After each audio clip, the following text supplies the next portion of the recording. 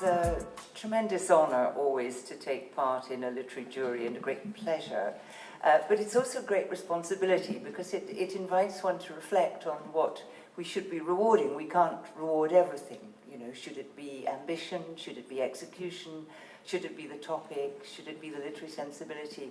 For every choice we make, of course, we exclude wonderful books. So why this choice this year? I think the first thing that attracted me to this book was, of course, the subject. Of all the subjects of our age, I think the encounter between Europe and Asia is one that we all need to understand. It's changing our lives, it's reshaping the world, it's changing the future of our children. And it has a past, it has a history. It didn't come out of nowhere in the last 10 or 20 years.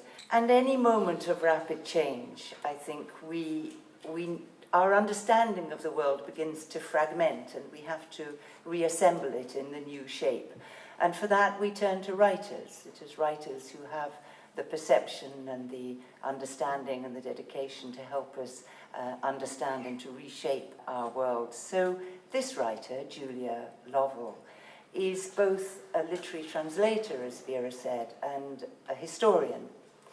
So that as a historian, she brings a literary sensibility which comes from understanding not just the events and the facts and the historical record, but understanding the soul of great culture through translating its literature and through her great understanding of the depth and complexity of its language and culture. So that's one of the things that makes her history so original, that sensibility that she brings. She brings perception, she brings humour, and she's very rare also in the sense that as a historian who explores characteristically these encounters between Asia and the West, in this case Asia and Europe, that she brings a profound understanding of both sides, which is not always true of historians. So in this very dynamic and multifaceted narrative, she manages to embrace the sensibilities that each side brings.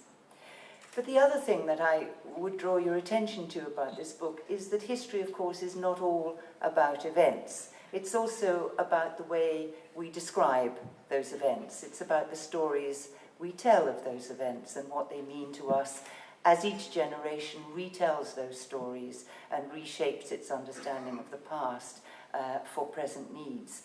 And this book is a wonderfully witty and accessible account of the events, but it's also the story of what those events meant at the time and what they came to mean through history, how both Europe and China have taken this narrative and reshaped it to meet present needs. So it is, for me, an exemplary text which takes history and tells us what we need to know today. It's a book written by a great expert, but accessible and I think important to all, and I commend it to you.